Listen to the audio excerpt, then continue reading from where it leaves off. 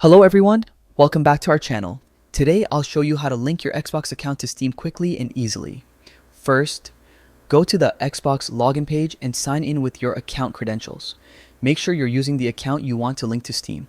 Next, click on your profile icon in the top right corner and select Settings from the drop-down menu. After that, scroll down to find the Linked Accounts section. This is where you can connect your Xbox account to other platforms like Steam. Now, look for the Steam option and click Link. You'll be redirected to a Steam login page. Enter your Steam username and password to authorize the connection. Once signed in, Steam will verify the link. Don't close the window, just wait a moment while the connection is confirmed. To complete, head back to your Xbox account and check the Linked Accounts section again. You should see Steam listed as connected. That's your confirmation that everything worked. And that's it. You've just linked your Xbox account to Steam.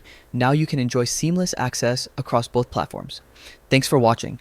Don't forget to subscribe to our channel and I'll see you in the next video.